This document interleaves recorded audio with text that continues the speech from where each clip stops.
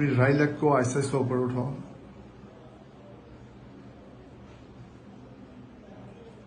छोड़ दें। Left leg को उठाओ, छोड़ दें। साइड लेके उठो, बेंड करते जाओ, सीधा हो जाओ, फिर बेंड करें, सीधा हो जाए। अब जमीन पे बैठे जैसे पाँव के बल। Yes yes. अब खड़े हो, फिर बैठे। कभी लाइफ में बैठे हो इस तरह? फिर उठो, बिस्मिल्लाहिर्रहमानिर्रहीम। मेरा नाम डॉक्टर मोहम्मद आमिर सईद है। I am physical medicine rehabilitation specialist हूँ। 23 इयर्स मेरा एक्सपीरियंस है। आज मैं जिस पेशेंट के बारे में आपको ब्रीफ करूंगा उसका नाम है नातिक अली। इसकी उम्र 22 इयर्स ओल्ड है। ये बेसिकली बच्चा मेरे पास आया था, इसको डिस्क इंजरी थी। इसके डिस्क L4, L5 और L5S1 की थी।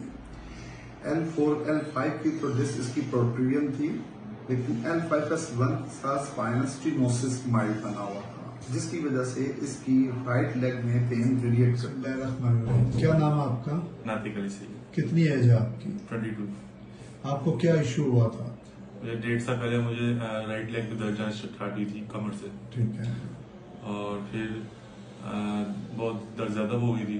फिर 4 से 5 महीने पहले मेरी लेफ्ट लेग में दर्द स्टार्ट हुई थी और मेरे से खड़ा नहीं हो जाती, बहुत ज्यादा थी। जिस तरह अब आपने लेग सीधी ऊपर उठाई है, पहले उठती थी ये? नहीं पहले नहीं। बिल्कुल नहीं उठती थी। अब आपको चलने में कोई इशू हो रहा है? चलने में असल में आपको जो बताने का मकसद ये है कि स्पाइन के हमारे मोहरे यूं होते हैं। ये हवा मगज हमारा जा रहा होता है। इसकी यहाँ पे आकर डिस्क जो है ना दोनों तरफ दबी हुई थी, और ये डिस्क यहाँ से आके इस लेवल पे और इस लेवल पे। अब इतनी डिस्क इसकी इंजर्ड थी जो उसने हराम मगज के ऊपर प्रेशर दिया हुआ था।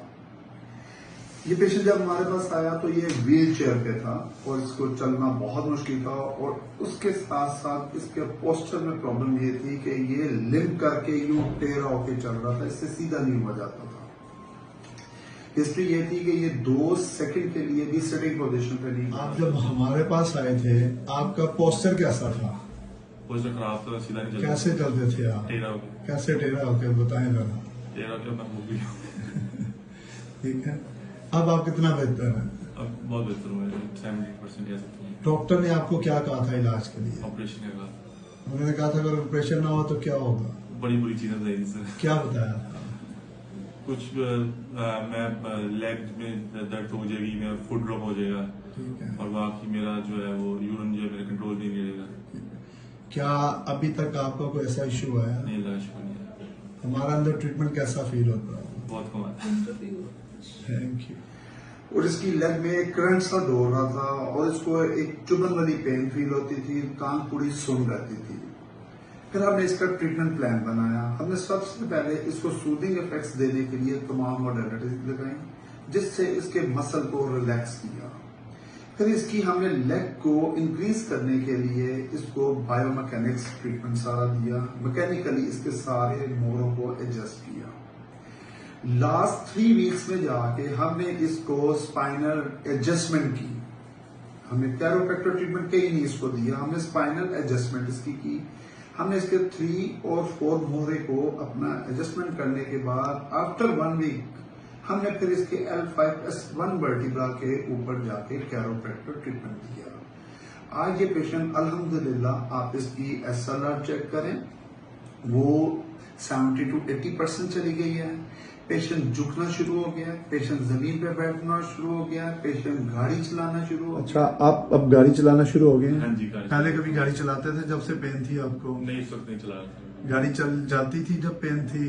नहीं, कोशिश भी नहीं की थी। कुछ नहीं। अब आपने गाड़ी चलाई, क्या फील कर रहे हैं? सही फील कर रहा हूँ। कोई किसी किस्म का पेन आया गाड़ी चलाते? नहीं पेन। और सबसे बड़ी आपको एक बात बताऊं कि कुछ डॉक्टरों को ये मेरे यहाँ जब मेरे पास आया तो उससे पहले ये एक प्रोफेसर साहब को दिखा के आया, तो उन्होंने बाकायदा इनको कहा अकॉर्डिंग टू हिज सेवेरिटी, ये नहीं कि उन्होंने कोई गलत बात की, उन्होंने जो इनकी सेवेरिटी देखी है उन्होंने कहा जी कि आपको इमीडिएटली अपना ऑपरेट करवा लेना चाहिए, वरना आपकी पेशाब का कंट्रोल, खाने का कंट्रोल नहीं रहेगा। अल्हम्दुलिल्लाह अल्हम्दुलिल्लाह आज 2 महीने गुजर गए और ये पेशेंट का ना यूरिनरी इनकॉन्टिनेंस हुई, ना बॉल इनकॉन्टिनेंस, और पेशेंट अपनी रोजमर्रा की जिंदगी गुजार रहा है। बेसिकली जो ये पेशेंट है, मैं आपको थोड़ा रिव्यू दूंगा स्पाइन के ऊपर जाके। अब इसकी स्पाइन के ऊपर आप देखें तो ये चौथा और 5वां मोहरा जिसके ऊपर हर्निएटेड डिस्क है, ये डिस्क उसकी प्रोट्रूजन है इस लेवल की। इसके बाद उसकी चौथे और 5वें की मोहरे की डिस्क है। ये 2 डिस्कें जब ये दबती हैं तो ये हराम मगज को दबा रही होती है, खून की नालियों को दबा देती हैं। इसके बाद पेशेंट की टांग में रेडिएटिंग पेन जा रही होती है। अगर हम इस चीज को, इतनी बड़े डिस्क को हम क्लियर करेंगे तो पेशेंट इन नॉर्मल लाइफ में चला जाता है। तो ये सारे प्रोसीजर के लिए थोड़ा टाइम चाहिए होता है। इसके साथ हमने इनको एक डीकम्प्रेशन थेरेपी थी वो भी लगाई, जिससे उनको बहुत ज्यादा बेस्ट ट्रीटमेंट मिला।